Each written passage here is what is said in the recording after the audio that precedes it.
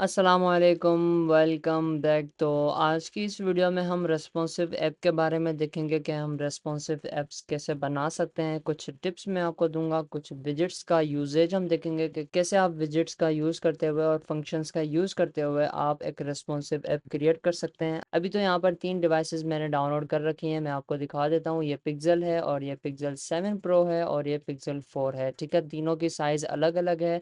मैं आपको साइज़ पे दिखा देता हूँ। ये पिक्सल है जिसकी अगर मैं व्यू डिटेल्स करूँ तो यहाँ पर देखिए 732 इसकी हाइट है और इसकी विड्थ ये है। ठीक है, 732। जबकि यहाँ पर अगर पिक्सल 4 को हम देखें तो वहाँ पर 732 थी, यहाँ पर 830 इसकी हाइट है, मतलब कि 100 पिक्सल्स इसकी हाइट ज़्यादा हो गई। उसके अलावा अगर मैं इसको देखूँ तो यहाँ पर 892 है, मतलब कि ऑलमोस्ट 60 टू 70 पिक्सल्स इसकी भी साइज़ इंक्रीज़ हो गई है। कहने का मतलब ये है कि तीनों की साइज़ अलग अलग हैं। हम मोबाइल के हिसाब से हम रिस्पॉन्सिव कैसे करेंगे। उसके अलावा दूसरी रिस्पॉन्सिव हम उसको बोलते हैं कि जो बड़ी स्क्रीन हो जाए, लैपटॉप जितनी या टैबलेट जितनी स्क्रीन हो जाए, उनके लिए भी रिस्पॉन्सिव कैसे बनाएंगे। और अगर हमारे पास only android and iOS devices हैं तो उनके लिए कैसे बनाएंगे। ओके, रेंडर फ्लेक्स का एरर भी आपको देखने को मिलता है, या फिर लिस्ट आपकी होती हैं आपसे सही से डिज़ाइन नहीं होता, और कुछ लिस्ट होती हैं उनको आप सही से हैंडल नहीं कर पाते। वहाँ पर लिस्ट विजिबल ही नहीं होती, लिस्ट गायब हो जाती है। ठीक है, ऐसे भी सिनेरियोज होते हैं। रेंडर फ्लेक्स का एरर भी देखने को मिलता है। और अभी इंशाल्लाह मैं आपको अच्छे से कवर कराऊंगा और आपको मल्टीपल डिवाइसेस डाउनलोड करके चेक करने की ज़रूरत भी नहीं पड़ेगी। थोड़े ऐसा होता है कि थोड़ा करके फिर तीनों डिवाइसेस में चेक करना, थोड़ा फिर एडिट करके, थोड़ा डिज़ाइन करके फिर तीनों डिवाइसेस में चेक करना, ऐसा आपको नहीं करना पड़ेगा। आपने थोड़ी प्रैक्टिस करनी पड़ेगी। आज की इस वीडियो का मकसद बिल्कुल भी ये नहीं है कि आप इस वीडियो को देखकर बिल्कुल ही मास्टर बन जाएंगे। ऐसा नहीं है। आपने प्रैक्टिस 1-2 यूआईज आपने बनानी होंगी, 2 से 3 यूआईज, ताकि आपकी ग्रिप बन जाए और आपको पता चले कि विजेट्स कैसे यूज़ होते हैं। आपके माइंड में बात आ जाएगी, फिर आप मास्टर हो जाएंगे रेस्पॉन्सिव ऐप्स बनाने में। ओके, तो चलिए वीडियो को हम स्टार्ट कर लेते हैं। तो सबसे पहले मैं यहाँ पर थोड़ा सा यहाँ पर मैंने मोबाइल की स्क्रीन बना रखी है। आज अभी मैं आपको expanded visit, flexible visit, wrap visit हो गया, या फिर दूसरे विजिट्स हो गए, लेआउट बिल्डर वगैरह, तो ये आप सबको पता होंगे। ठीक है, अगर आपको नहीं पता तो आप वीडियो देखकर आ जाएं। ये वीडियो उन लोगों के लिए नहीं है कि हम विजिट्स को कैसे, मतलब बिल्कुल बिगनिंग नहीं है। ठीक है, हम उन विजेट्स को कैसे यूज़ करेंगे रेस्पॉन्सिवनेस के लिए, वो आज की इस वीडियो में हम देखेंगे। ठीक है, हम अभी सबसे पहले क्या करेंगे। अभी शायद आपको ऐसा लगे कि मैं बिल्कुल भी बच्चों की तरह बिल्कुल भी छोटे छोटे डिज़ाइन बनाकर दिखा रहा हूँ और आपको लर्निंग के लिए कुछ भी नहीं मिले। आस्ते आस्ते हम प्रोसीड करेंगे, सब्र रखना है आपने, वीडियो को पूरा देखना है, तो इंशाल्लाह आपको सब कुछ समझ आ जाएगा और आप अच्छे से जो है रेस्पॉन्सिव एप्स भी बनाना स्टार्ट करेंगे। मैं क्या करूँगा, ये हमारी स्क्रीन है, मैं सबसे पहले लॉगिन स्क्रीन बनाऊँगा। ठीक है, मैं क्या करूँगा, लॉगिन स्क्रीन को डिज़ाइन करने के लिए मैं यहाँ पर लॉगिन स्क्रीन को 3 पार्ट्स में डिवाइड कर दूंगा। ये रहा फर्स्ट पार्ट। पहले मतलब कि मैं आपको थोड़ा स्ट्रक्चर बना के दिखा रहा हूँ, वैसे ही हम प्रोग्रामिंग में भी करेंगे।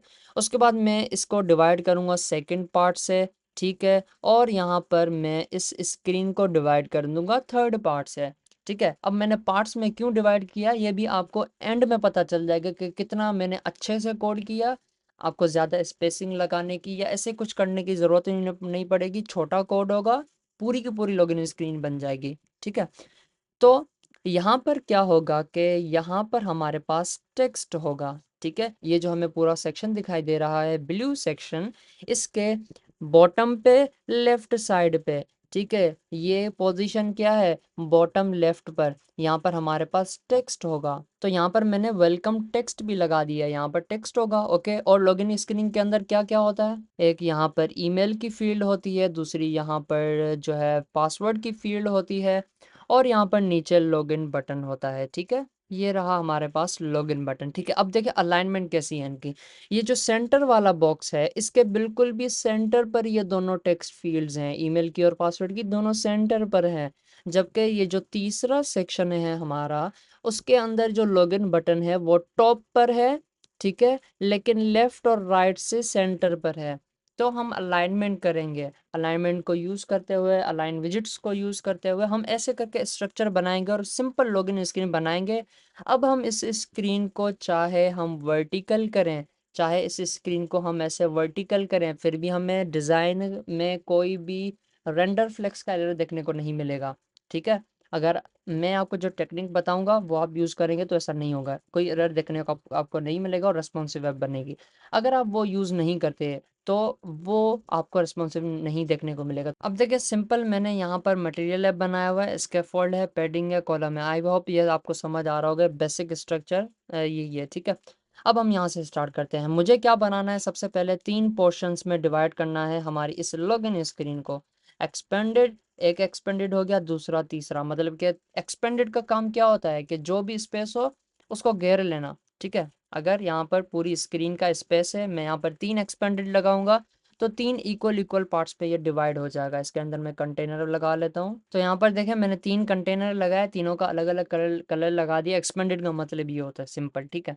अब हम इसको कैसे यूज़ करेंगे यार, ये तो हमें जब एक्सपेंडेड सीख रहे थे तब भी हमने यही देखा था, तो अभी क्या नई चीज़ है।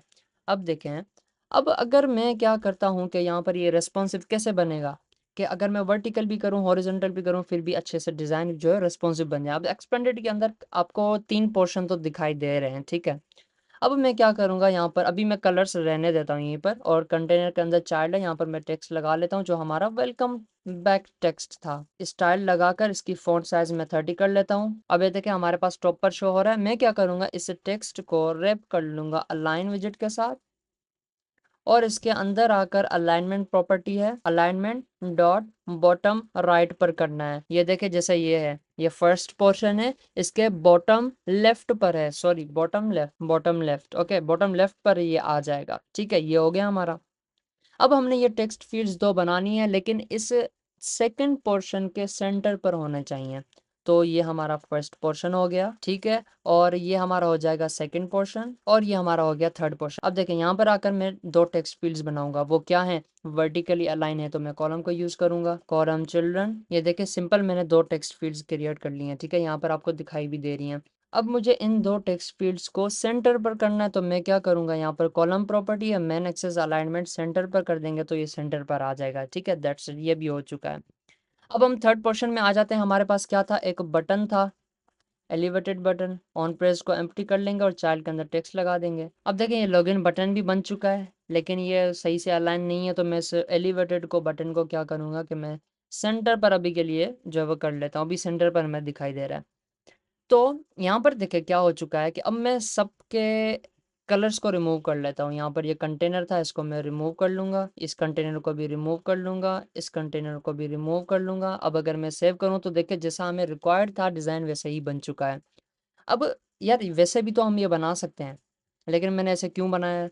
अब सबसे पहले मैं सेंटर को हटाकर, हमने ये बटन कहाँ पर लगाना है, लॉगिन टॉप पर लगाना है, लेकिन लेफ्ट और राइट से सेंटर पर हो।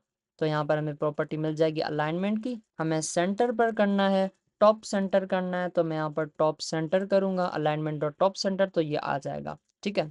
अपने पोर्शन के हिसाब से डिवाइड हुआ है। इसका पोर्शन यहाँ पर टॉप पर था, ठीक है, यहाँ पर एंड हो रहा था ऊपर से, तो ये यहाँ पर आ चुका है। तो यार अब देखें, अब हमें इतना कुछ ये एक्सपेंडेड विजेट्स को लगाने की ज़रूरत इसलिए पड़ी क्योंकि इनके बीच में स्पेस भी आ चुका है। देखें इनके बीच में स्पेस भी है, जबकि हमने कोई स्पेस नहीं लगाया। हम ऊपर से हमने स्पेस लगाया हो, इनके बीच में स्पेस लगाया हो, इन दोनों के बीच में स्पेस लगाया हो, ऐसा कोई भी बात नहीं है कि हमने साइज बॉक्स लगाकर या मार्जिन लगाकर या पैडिंग लगाकर हमने 25 पिक्सल का या 16 पिक्सल का हमने जो है वो उसको स्पेस लगाया हो। ऐसी कोई भी बात नहीं है। अगर हम इसको वर्टिकली हॉरिजॉन्टली अलाइन करें फिर भी देखें कोई भी एरर नहीं है। इनके बीच में जो स्पेस था खुद ब खुद अलाइन हो गया है। अगर आप इसको वर्टिकली करके देखें तो वेलकम बैक और ईमेल के बीच में कितना स्पेस है, जबकि आप इसको वर्टिकल करें तो इनके बीच में थोड़ा स्पेस है, क्योंकि साइज स्क्रीन की छोटी है तो यहाँ पर इनके बीच में स्पेस भी कम है। वो खुद ब खुद अलाइन हो गया, खुद ब खुद रेस्पॉन्सिव बन गया है, ठीक है। तो ऐसे ही करके एक्सपेंडेड विजेट्स को यूज करके पोर्शंस में डिवाइड करके, आपको लग रहा है कि यार ये जो स्क्रीन है ये स्क्रॉलेबल नहीं बनने वाली, इस स्क्रीन का कंटेंट इतना है कि ये स्क्रॉलेबल नहीं होगा, जैसे कि ये स्क्रीन है ये स्क्रॉल तो नहीं होगी ना, नीचे कोई कंटेंट नहीं है, हमें पता है कि ये स्क्रीन होनी ही इतनी है, तो हम वहाँ पर पोर्शंस में डिवाइड करके स्क्रीन्स को, और हम ऐसे कर सकते हैं। ठीक है, तो देखें अब अगर मैं आपको यहाँ पर तीनों डिवाइसेस के अंदर दिखाता चलूँ तो हमें डिज़ाइन सेम ही देखने को मिलेगा। आप देखें ये है, इनके बीच में जितना स्पेस अभी आपको दिखाई दे रहा है पिक्सल 4 में इससे ज़्यादा होगा, पिक्सल 7 में इससे ज़्यादा होगा, क्योंकि जितनी बड़ी डिवाइस है उस हिसाब से स्पेस खुद ब खुद एडजस्ट हो जाएगा। आपको इस डिवाइस की हाइट उठाने की ज़रूरत ही नहीं है कि भाई हाइट का इतना परसेंट हो, हाइट का इतना परसेंट स्पेस हो, ऐसे करके करने की आपको यहाँ पर ज़रूरत ही नहीं है। आपको तीनों में एक जैसा ही लेआउट देखने को मिल रहा होगा, चाहे आप इनको हॉरिजॉन्टली अलाइन कर लें चाहे वर्टिकली अलाइन कर लें, आपको सब कुछ एक जैसा ही देखने को मिल रहा है। ओके, तो ऐसे करके आप तीनों डिवाइसेस में रेस्पॉन्सिव बना सकते हैं। ये मैं आपको ऐसे ही तीनों डिवाइसेस में करके दिखा रहा हूँ, आपको इतनी ज़रूरत नहीं पड़ेगी तीनों डिवाइसेस में इंस्टॉल करने की, लेकिन आपको पता चल जाएगा कि भाई रेस्पॉन्सिव कैसे बनाते हैं। अब अगर आप देखें कि भाई मुझे चाहिए ये जो एक्सपेंडेड है, ये पोर्शन मुझे थोड़ा बड़ा चाहिए, तो मैं इसका फ्लेक्स 2 कर दूंगा, तो ये देखिए बड़ा हो चुका है, ये दोनों ऊपर हो चुके हैं। अभी देखें हमें क्या देखने को मिल रहा है कि हमारा जो पोर्शन है, दो जो पोर्शन है ऊपर वाले वो ऊपर हो गए हैं, वो छोटे हो गए हैं। ठीक है, फ्लेक्स का मतलब आपको पता ही होगा। तो ऐसे ही करके हम इनको कर सकते हैं। अब अगर आप चाहते हैं कि लॉगिन के बदले यहाँ पर हमारे पास कोई लिस्ट व्यू है, ठीक है, ये भी देख लें कि ये भी हमारे पास एरर देखने को मिलता है। लिस्ट व्यू है, लिस्ट व्यू बिल्डर है या लिस्ट व्यू डॉट सेपरेटेड है, वो आपके हिसाब से, आपके डिज़ाइन के हिसाब से, ठीक है, डेटा के हिसाब से। अब यहाँ पर लिस्ट व्यू है, यहाँ पर मैं टेक्स्ट लगा लेता हूँ, यहाँ पर मैं एलिवेटेड बटन्स लगा लेता हूँ। फॉर एग्जांपल यहाँ पर आपके पास बहुत सारी डेटा है, आपके पास ये लॉगिन बटन है, लेकिन ये लॉगिन बटन एक है, ठीक है। यहाँ पर अगर मैं इसको डुप्लीकेट करता जाऊँ तो ये देखें मल्टीपल हो जाएंगे, और ये क्या हो जाएगा, स्क्रॉलेबल भी हो जाएगा। ओके, ये देखें लिस्ट व्यू को अगर मैं एक्सपेंडेड के साथ रैप नहीं करूँगा तो ये देखें हमें एरर देखने को मिल रहा है। वो क्यों? क्योंकि लिस्ट व्यू बोल रही है कि मुझे सारा का सारा स्पेस दे दो, लेकिन हम उसको क्या बोलेंगे कि भाई तुम एक्सपेंडेड के साथ रैप हो जाओ, ठीक है, ताकि तुम्हारे पास जितनी स्पेस बचे, एक्सपेंडेड जितना तुम्हारे पास पोर्शन है तुम उसी पोर्शन में अपने आप को स्क्रॉल करो, ना कि तुम दूसरों का भी पोर्शन ले लो। ठीक है, लिस्ट व्यू ऐसे काम करती है। अगर मैं एक्सपेंडेड को यहाँ से रिमूव कर लूँ और अभी एरर देखने को मिलेगा। लिस्ट व्यू को अगर मैं श्रिंक रैप ट्रू कर लूँ तो देखें क्या होता है, अब इसने पूरा का पूरा स्पेस ले लिया। वो क्यों? क्योंकि ये श्रिंक करने से ये बोल रहा है कि यहाँ पर अगर मैं दूसरे आइटम्स भी लगाऊं और भी बहुत, तो देखें ये क्या हो रहा है, हमें एरर देखने को मिल रहा है। जबकि श्रिंक क्या बोल रहा है कि भाई जो भी स्पेस है सारा का सारा मुझे दे दो, मैं नहीं सब्र करने वाला। लेकिन हम क्या बोल रहे हैं कि भाई आपको हम स्पेस नहीं दे सकते, हमारे पास ऊपर वेलकम बैक टेक्स्ट भी है, ईमेल भी है, तो उनको हम क्या देंगे? तो इस वजह से हम यहाँ पर श्रिंक रैप ट्रू भी नहीं करेंगे। यहाँ पर भी आप कर सकते हैं, दूसरे डिज़ाइंस में जहाँ पर आपको रिकॉर्ड होगा वहाँ पर आप कर सकते हैं। ठीक है, अब अगर हमारे पास ये एक्सपेंडेड के साथ रैप था तो हमारे पास 3 पोर्शंस में डिवाइड होकर ये हो रहा था। ठीक है, अब फॉर एग्जांपल हमारे पास ये जो ऊपर वाले 2 पोर्शंस हैं, ये एक पोर्शन हो गया, दूसरा पोर्शन हो गया, तीसरा पोर्शन हो गया। ठीक है, अब अगर हमारा जो सेकंड पोर्शन है उसको मैं एक्सपेंडेड के साथ ख़त्म कर लेता हूँ, इस फर्स्ट को भी एक्सपेंडेड ख़त्म कर लेता हूँ, तो क्या होगा? तो ये होगा कि भाई जितनी इसको स्पेस चाहिए लिस्ट को, वो उतनी स्पेस लेगी, लेकिन दूसरों का भी ख्याल रखेगी। भाई तुम स्क्रीन पर हो, हाँ पहले तुम शो हो जाओ, फिर मैं पूरी जो स्क्रीन बचेगी मैं वो शो हो जाऊंगा। तो ऐसे ही करके ये लिस्ट व्यू भी ऐसे ही शो हो रही है, दूसरों का ख्याल करते हुए। मटेरियल ऐप के अंदर मैं थोड़ा सा थीम कर लेता हूँ ताकि आपको सही से विजिबल रहे। यूज़ मटेरियल को मैं फॉल्स कर लूँगा। ओके, अब अच्छे से दिखाई दे रहा है बटन भी। तो ऐसे करके हमारे पास ये लिस्ट व्यू और ऐसे करके एक्सपेंडेड श्रिंक रैप और ऐसे काम करते हैं। ओके, अब अगर मैं इसको आपको करके दिखाऊं तो देखें अभी भी वैसे ही है, ये अपने पोर्शन इसको दे रहा है, लेकिन ये लिस्ट व्यू को जितना स्पेस मिल रहा है उतना ही वो यूज़ कर रही है। अब ये मैं आपको वो नहीं बता रहा कि भाई कैसे यूज़ करते हैं, ये वो नहीं, मैं आपको प्रैक्टिकली जो आपके पास प्रॉब्लम्स आती हैं मैं उनको सॉल्यूशन आपको बता रहा हूँ। ठीक है, अब देखें इसकी इस डिज़ाइन की खूबसूरती क्या हुई कि हमें कोई स्पेस लगाने की ज़रूरत नहीं पड़ी कि भाई साइज़ विड्थ और हाइट हम उठाकर और हाइट के हिसाब से, हर मोबाइल की हाइट के हिसाब से हम उसको चेक करें। यहाँ पर हम क्या यूज़ करते हैं कि हाइट को यूज़ करते हैं, विड्थ को यूज़ करते हैं, उसके हिसाब से स्पेसिंग भी करते हैं, लेकिन वो भी हम यूज़ करते हैं। इसका मतलब ये नहीं है कि वो हम मीडिया क्वेरी से जो हाइट और विड्थ उठाते हैं वो यूज़ नहीं करते हैं, ऐसा भी नहीं है, हम यूज़ करते हैं। लेकिन कुछ सिनेरियोज़ में नहीं करते, कुछ सिनेरियोज़ में करते हैं, डिज़ाइन के हिसाब से हमने करना पड़ता है, ठीक है। अब अगर मैं इनको एक्सपेंडेड से रिमूव कर दूँ, तो हम उसके हिसाब से कैसे करेंगे, हाइट और विड्थ के हिसाब से, ठीक है। मैं यहाँ पर गेट कर लेता हूँ। तो अब देखें, मैंने सारी स्पेसिंग एक्सपेंडेड ख़त्म कर ली है, तो हमें ऐसे देखने को मिल रहा है, ठीक है। अब अगर मैं यहाँ पर साइज़ हाइट के हिसाब से, यहाँ पर मैंने हाइट और विड्थ गेट कर लिए हैं, इनके हिसाब से अगर मैं करना चाहूँ तो मैं क्या करूँगा कि यहाँ पर हाइट है हमारे पास, उसके बाद क्या है कि यहाँ पर ऊपर से मैंने स्पेस लगाना है, तो मैं साइज बॉक्स हाइट लगाऊंगा। हाइट मेरे पास ऊपर से पड़ी हुई है, मैं 0.1 की यहाँ पर हाइट लगा लेता हूँ। 0.1 मतलब कि 10% की मैंने यहाँ से हाइट लगा ली, या फिर 20% की लगा लेते हैं, ठीक है। उसके बाद अगेन मुझे इसको कॉपी करना पड़ेगा, अगेन यहाँ पर पेस्ट करना पड़ेगा, और यहाँ पर स्पेस आ जाएगा, ज़्यादा है 1 कर लेंगे। उसके अलावा अगेन मैंने यहाँ पर इसी को कॉपी करके यहाँ पर पेस्ट करना पड़ेगा, ताकि इनके बीच में भी स्पेस आ जाए, और ऐसे करके हमारे पास जैसे वो डिज़ाइन था ऐसा ही बन चुका है। तो आपको यहाँ पर भी डिज़ाइन ऐसे देखने को मिल रहा है, लेकिन वो जो हमने पहले अप्रोच यूज़ की थी वो ज़्यादा बेहतर रहेगी, क्योंकि उसमें हमने ना ही किसी डिज़ाइन का चक्कर है, ना ही 0.2 करने का चक्कर है, ना ही 0.1 करने का जो वो सीन है। तो ऐसे करके हमें ये कॉम्प्लेक्स सीन नहीं करने पड़ेंगे। हमारे पास जो विजेट्स हैं एक्सपेंडेड फ्लेक्सिबल, वो हमारे लिए क्यों बनाए गए हैं भाई, ऐसे सिनेरियोज को हैंडल करने के लिए, ठीक है। अभी तो हमें यहाँ पर 0.1 यूज़ हो रहा है, लेकिन कुछ सिनेरियोज में ऐसे हम नहीं कर सकते हैं, लाजमी हमने एक्सपेंडेड वगैरह को यूज़ करना होता है। तो अगर हमारे पास यहाँ पर मैंने लिस्ट व्यू लगाई थी, अगेन मैं लिस्ट व्यू लगा लेता हूँ, चिल्ड्रन, और यहाँ पर मैं लॉगिन बटन अगेन बना लेता हूँ। मल्टीपल टाइम्स मैं इसको डुप्लीकेट कर लूँगा। ओके, बहुत सारे हो चुके हैं। अब देखें, हमें देखने को ही नहीं मिल रहा है। अब क्या करना पड़ेगा हमें, इनके बीच में तो स्पेसिंग कर ली हमने। अब यहाँ पर लिस्ट व्यू के अंदर श्रिंक रैप को मैंने ट्रू कर देना है, तो यहाँ पर ये शो हो जाएगी, लेकिन अभी भी देखें जो है वो हमें एरर देखने को मिल रहा है। तो अगर मैं अलाइन को रैप कर लेता हूँ एक्सपेंडेड के साथ, तो अब देखते हैं, अब हमारे पास ये शो हो रही है। ओके, तो हमें एक्सपेंडेड को यूज़ तो करना ही पड़ा, तो अभी हमारा डिज़ाइन बन चुका है। फॉर एग्जांपल, आपके पास अगर हाइट यहाँ से मीडिया क्वेरी से आप उठाते हैं, ठीक है, आप क्या करते हैं कि इसको कॉपी करके और यहाँ पर इनके बीच में स्पेस करना होता है, तो आप साइज बॉक्स लगाते हैं, हाइट और हाइट जो स्क्रीन की होती है उसको उठाकर और मल्टीप्लाई बाय आप जो है ऐसे करते जाते हैं, 0.12 ऐसे करके थोड़ी थोड़ी सी स्पेसिंग आप लगाते जाते हैं। तो उससे क्या होता है कि आपको याद भी नहीं रहती कि चीज़ें 0.0, कभी यहाँ पर 0.2 लगा रहे हैं, कोई और स्क्रीन आ गई, या कुछ दिनों के बाद आपने कोडिंग स्टार्ट की, या फिर आप भूल जाते हैं, ठीक है। हाइट को लगाकर कितनी स्पेसिंग है दो आइटम्स के बीच में, इन दो टेक्स्ट फील्ड्स के बीच में कितनी स्पेसिंग है, आपको भूल जाता है वो, ठीक है। तो उस वजह से आप क्या करेंगे कि यहाँ पर लिब के अंदर मैंने कॉन्स्टेंट्स फाइल बना दी है, जिसके अंदर एक क्लास है।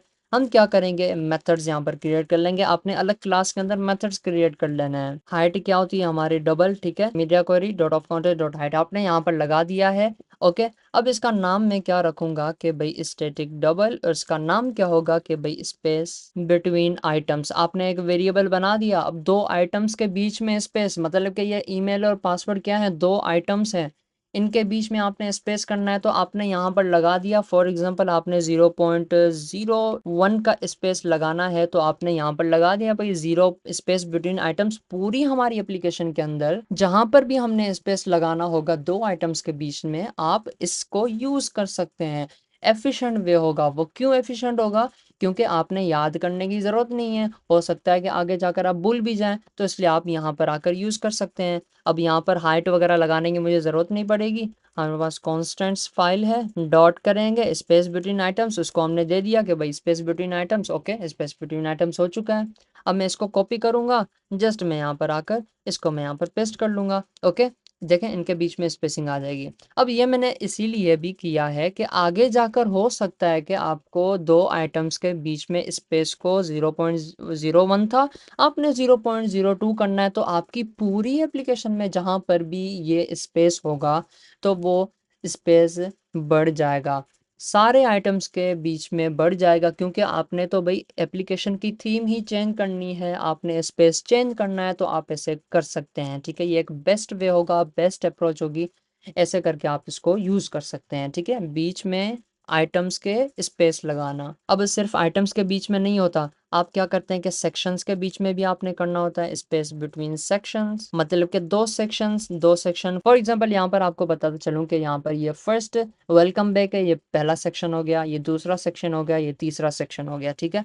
आप इनके बीच में हो सकता है कि 0.01 की स्पेसिंग लगाना चाहें हाइट के हिसाब से, ठीक है, हाइट के हिसाब से हम लगा रहे हैं, ताकि चाहे वर्टिकल डिवाइस हो हमारी चाहे हॉरिजॉन्टल डिवाइस हो, सेम ही स्पेस देखने को मिले, ठीक है। अब मैं एक्सपेंडेड को यहाँ से कट कर लेता हूँ सब में से, और हमने पोर्शंस बनाए थे इक्वली इक्वली एक्सपेंडेड के साथ रैप किया था, तो हम वैसे भी कर सकते हैं। ये तो बेस्ट अप्रोच है एक्सपेंडेड को यूज़ करना यहाँ पर, लेकिन मैं आपको दूसरा तरीका भी बता रहा हूँ ताकि वो आपको आगे जाकर दूसरी कंडीशंस में काम आए। अब ये स्पेस बिटवीन आइटम्स था, तो मैं यहाँ पर ये स्पेस बिटवीन सेक्शंस कर लेता हूँ, क्योंकि ये ऊपर वाला क्या है, ये फर्स्ट पोर्शन है, पहला सेक्शन है, ओके। इसके बीच में स्पेस आ गया, और हम ऊपर भी स्पेस लगा लेते हैं कि भाई ये ऊपर से इतना नीचे आ जाए। और उसके बाद ये दूसरा सेक्शन है, इसके बीच में भी मैं स्पेस लगा लेता हूँ, ठीक है, इनके बीच में भी स्पेसिंग आ जाएगी। अब चाहे आप इसको वर्टिकल करें चाहे हॉरिजॉन्टल करें, आपको स्पेस इक्वल देखने को मिलेगा, या फिर चाहे आप दूसरी डिवाइसेस में देखें तो आपको वही सेम देखने को मिलेगा जैसे आपने इस डिवाइस में किया है, ठीक है। तो ऐसे ही करके हम इनको भी यूज़ कर सकते हैं। अब हम आ जाते हैं लेआउट बिल्डर पर। तो यहाँ पर मैं एक अलग क्लास बनाऊंगा, रेस्पॉन्सिव विजेट नाम से मैं बना दे रहा हूँ, आप अपने हिसाब से बना सकते हैं। और यहाँ पर मैं st करके स्टेटलेस क्लास बनाऊंगा जिसका नाम मैं दे दूंगा रेस्पॉन्सिव विजेट। लाइब्रेरी को इंपोर्ट कर लेंगे। यहाँ पर मैं लेआउट बिल्डर को रिटर्न करवा सकता हूँ, ओके। यहाँ पर हमें बिल्डर मिल जाता है, और ये बिल्डर हमें क्या रिटर्न करता है कि हमारे पास कॉन्स्ट्रेंट्स और कॉन्टेक्स्ट, ओके। अब कॉन्स्ट्रेंट्स के अंदर क्या है, कॉन्स्ट्रेंट्स के अंदर हमारे पास हाइट मिल जाती है डॉट मैक्सिमम हाइट, और उसके अलावा यहाँ पर हमें मिनिमम हाइट मिल जाती है। तो ऐसे करके हम इनको भी यूज़ कर सकते हैं। अब हम देखने जा रहे हैं इस रेस्पॉन्सिव विजेट को यूज़ करते हुए कि हमारे पास बड़ी वेब एप्लीकेशन है, बड़ी स्क्रीन है, टैबलेट की स्क्रीन है, लैपटॉप की स्क्रीन है, या 27-30 इंचज़ की बड़ी LCD है, उनके लिए हम कैसे हैंडल करेंगे डिज़ाइन को। अभी जो मैंने आपको रेस्पॉन्सिव बताया तो वो सिर्फ मोबाइल डिवाइसेस के लिए था, चाहे एंड्रॉयड हो चाहे iOS हो, उनके लिए मैंने आपको बताया। मैंने आपको ये नहीं बताया कि वेब के लिए भी, आप लैपटॉप के लिए भी, लैपटॉप की स्क्रीन के लिए भी आप रेस्पॉन्सिव बना सकते हैं।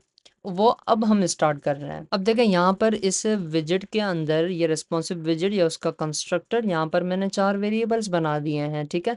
Mobile, tablet, laptop, big screen, मतलब कि अगर हमारी ऐप मोबाइल के अंदर रन हो रही है तो इसके अंदर जो विजेट होगा वो शो हो जाएगा, वो लेआउट शो हो जाएगा। टैबलेट के अंदर अलग है, लैपटॉप के लिए अलग है, बिग स्क्रीन के लिए अलग है। बिग स्क्रीन बहुत बड़ी हो गई, लैपटॉप हो गया, और ये टैबलेट हो गया, और ये मोबाइल हो गया। मतलब कि सबकी स्क्रीन्स की साइजेस डिफरेंट होती हैं, सबकी विड्थ जो होती है वो डिफरेंट होती है, ओके। तो इन सब के हिसाब से आप इनको हैंडल कर सकते हैं। अगर आप एक एडमिन पैनल बना रहे हैं या फिर कोई ऐसी ऐप बना रहे हैं जो कि सब प्लेटफॉर्म्स के लिए हो, तो आप ऐसे करके बना सकते हैं। अभी जाके हम इसको यूज़ भी करेंगे, ठीक है, आपको पता चल जाएगा। और उसके अंदर मेथड्स भी हैं कि भाई अगर आपने कोई बटन रखना है कि भाई ये लॉगिन बटन है, इसकी विड्थ अभी जो है अभी ऑलमोस्ट 100 विड्थ है इसकी, ठीक है। आप क्या करते हैं कि भाई अगर मोबाइल है तो इसकी विड्थ 100 हो, वरना अगर ये लैपटॉप में चल रहा है या फिर टैबलेट में चल रहा है तो उसकी बटन की साइज और भी ज़्यादा विड्थ हो जाए। तो ऐसे करके भी आप हैंडल कर सकते हैं। इस टैबलेट है, अब इस मोबाइल हम सबसे पहले कवर कर लेते हैं कि भाई जो विड्थ है वो 600 से कम है, तो मतलब हम मोबाइल के अंदर चला रहे हैं, ठीक है। उसकी विड्थ 600 से कम होती है। अगर हम टैबलेट में चला रहे हैं तो उसकी विड्थ क्या होगी, 600 से ज़्यादा होगी और 1024 से कम होगी, तो मतलब वो क्या है, वो टैबलेट है, ओके। विड्थ के हिसाब से हम उसको कैटेगराइज कर रहे हैं कि भाई इतनी विड्थ होगी तो मतलब ये लैपटॉप है, अगर इतनी विड्थ होगी तो ये टैबलेट है, तो ऐसे करके। और ये मैंने लगा दिया लैपटॉप के लिए, ये बिग स्क्रीन के लिए। भाई अगर 144 जीरो से होगा ऊपर होगा तो मतलब वो बहुत बड़ी स्क्रीन है। स्क्रीन विड्थ पिक कर ली, स्क्रीन हाइट, ऐसे करके हम इससे गेट कर सकते हैं। इस एक ही विजेट को यूज़ करते हुए, इस एक क्लास को यूज़ करते हुए हम सारा का सारा रेस्पॉन्सिव का काम करेंगे, ठीक है। अब यहाँ पर रिटर्न लेआउट बिल्डर हो रहा है क्योंकि यहाँ पर कंस्ट्रेंट्स हैं, कंस्ट्रेंट्स के अंदर यहाँ पर मैक्सिमम विड्थ है और उसको हमने एक वेरिएबल के अंदर लगा दिया। अगर विड्थ ग्रेटर देन 1440 होगी मतलब बिग स्क्रीन है और वो रिटर्न हो जाएगी, नल ना हो, ठीक है, ये शर्त तो नहीं चाहिए, तो वो स्क्रीन रिटर्न हो जाएगी। ऐसे लैपटॉप हो जाएगा, टैबलेट और मोबाइल, ऐसे करके यहाँ पर रिटर्न हो जाएंगे, ठीक है। अब देखें, अब इसको हम यूज़ कैसे करेंगे। अगर हम यहाँ पर आएँ तो हमें ये हाइट लगाने की ज़रूरत नहीं है भाई, ये सब कुछ हमें करने की ज़रूरत नहीं है। 2 तरीकों से हम इस विजेट को यूज़ करेंगे जो अभी हमने बनाया है, ठीक है? अब मैं यहाँ पर थर्ड पोर्शन के अंदर ये बटन है, अलाइन को भी मैं रिमूव कर लेता हूँ ताकि सही से कोड हो जाए, सिंपल कोड हो जाए ताकि आपको समझ भी आए। अब इसको मैं साइज़ बॉक्स के साथ रैप कर लेता हूँ अभी के लिए। विड्थ लगाएँगे, ठीक है? अभी इसकी मैं विड्थ लगा लेता हूँ 100, ओके 100 मैंने विड्थ लगा ली। अब मैं यहाँ पर रेस्पॉन्सिव विजेट को कॉल करूँगा, रेस्पॉन्सिव विजेट डॉट इज़ मोबाइल। अगर मोबाइल है तो इसकी जो विड्थ है वो 100 ही हो, वरना इसकी विड्थ 200 हो जाए। अब देखें हमारे पास तो अभी 200 ही है। अगर हमारे पास ये लैप मोबाइल की स्क्रीन नहीं होगी, मतलब कि अभी तो मोबाइल है, मतलब अभी क्या होगी 100 विड्थ इसकी शो हो रही है। अगर हम इसी ऐप को चला लेते हैं क्रोम के अंदर, तो ये देखें हमारे पास ओपन हो चुका है और ये यहाँ पर ये देखें शो हो रहा है। अब इसकी देखें विड्थ क्या हो चुकी है, 200 हो चुकी है। ओके, अब आपको कैसे पता चला? आप देखें अगर मैं इसकी साइज़ को कम करूँगा तो ये छोटा हो गया, बड़ा हो गया, छोटा हो गया। ओके, अब देखें ये बड़ा हो गया बटन। तो ऐसे करके जितनी इसकी विड्थ बढ़ती जाएगी वो उस हिसाब से एडजस्ट होता जाएगा। एक हमने ये देख लिया, ठीक है? हम ऐसे करके इस मोबाइल है उसके हिसाब से भी कर सकते हैं, इस बिग स्क्रीन है, इस लैपटॉप है, इस टैबलेट है, उस हिसाब से हम इसको सबको कर सकते हैं।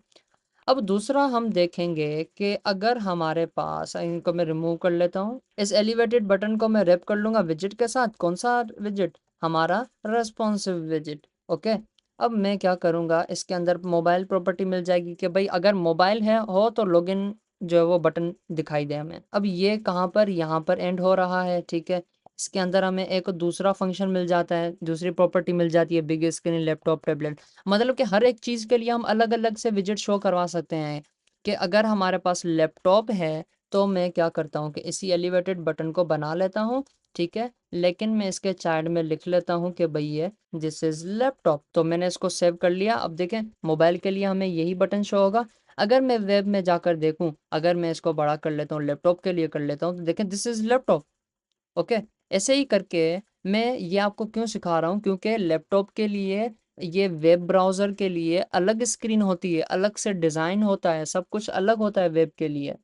साइड में वो साइड बार होता है, बॉटम नेव बार नहीं होता। तो उन कंडीशंस को हैंडल करने के लिए आप ऐसे करेंगे कि मोबाइल के अंदर सारे के सारा जो कॉलम विजेट इधर उधर सारी की सारी चीज़ें दूसरी होंगी, पूरा डिज़ाइन दूसरा होगा। और यहाँ पर अगर आपके पास लैपटॉप है तो उसके लिए पूरी की पूरी थीम, आप पूरी की पूरी लेआउट ही आप चेंज कर लेंगे। ओके, ऐसे भी आप कर सकते हैं। एक मैंने आपको बताया कि रेस्पॉन्सिव विजेट के अंदर ये फंक्शंस को यूज़ करके बताया कि इस मोबाइल है, इस लैपटॉप है, वो किसी एक दो विजेट के लिए, कि भाई अगर मोबाइल है तो ये विजेट ऐसा दिखना चाहिए, वरना ऐसा दिखना चाहिए। और ये क्या है कि अगर यहाँ से हम इसके अंदर mobile, laptop, tablet, big screen सारी की सारी प्रोवाइड करेंगे तो हर एक स्क्रीन के हिसाब से वो चेंज होता हुआ हमें दिखाई देगा। मोबाइल में हम चलाएंगे तो ये होगा, लैपटॉप में चलाते हैं तो ये होगा, टैबलेट में चलाते हैं तो और अलग डिज़ाइन होगा। तो ऐसे करके हर एक के लिए डिज़ाइन ही अलग होगा, थीम ही अलग होगी। ओके, तो ऐसे करके हम ये भी चेक कर सकते हैं। उसके अलावा आप आईफोन के हिसाब से थीम चेंज करना चाहते हैं तो आप वो भी कर सकते हैं, ठीक है? वो आप ऐसे कर सकते हैं कि इफ़ के वेब, ओके के इज़ वेब, और उसके अलावा वेब मतलब क्या वेबसाइट है, if platform dot is Android, okay इसके लिए आप बना सकते हैं। या फिर डॉट इज़ iOS करेंगे तो उसके लिए भी आ जाएगा इज़ iOS। मतलब कि आप iOS के हिसाब से डिज़ाइन अलग बनाना चाहते हैं, एंड्रॉयड डिवाइस में आप कुछ कुछ अलग दिखाना चाहते हैं, या फिर यहाँ पर दूसरा क्या है, मैक ओएस है, लिनक्स है, विंडोज़ है, आप उन सब के हिसाब से अलग अलग डिज़ाइंस बनाना चाहते हैं, ठीक है? तो ये भी पॉसिबल है, आप ऐसा भी कर सकते हैं। ये सारी चीज़ें मैं आपको इसलिए बता रहा हूँ क्योंकि आप ये सारी अप्रोचेज़ यूज़ कर सकते हैं। आपका क्या सिनेरियो है, आपका कौन सा क्लाइंट है, आप क्या करना चाहते हैं, आप अपने हिसाब से करेंगे, ठीक है? हो सकता है कि आप अभी सिर्फ एंड्रॉयड एंड आईओएस के लिए ही बना रहे हो, या फिर आपका कोई क्लाइंट आ गया हो और आपको वेब के लिए भी बनाना हो या मैक ओएस के लिए भी बनाना हो, पॉसिबल हो सकता है। तो इसी वजह से मैं ये सारी चीज़ें बता रहा हूँ आपको। तो हम क्या करेंगे, हम मोस्टली टारगेट करेंगे एंड्रॉयड एंड आईओएस को। और नेक्स्ट वीडियो से हम कुछ डिज़ाइंस को भी कवर करेंगे। डिज़ाइन बनाकर मैं आपको रिस्पॉन्सिव बनाकर दिखाऊंगा। अच्छे अच्छे डिज़ाइन होंगे, मॉडर्न डिज़ाइन मैं आपको चूज़ करूंगा, तो उस हिसाब से हम नेक्स्ट वीडियो में डिज़ाइन पिक करेंगे और उसको डिज़ाइन करेंगे। तो यही थी आज की वीडियो। नेक्स्ट वीडियो में हम इसको मज़ीद कवर करेंगे और वीडियो को लाइक कर दीजिए और चैनल को सब्सक्राइब करना मत भूलिएगा। अल्लाह हाफ़िज़।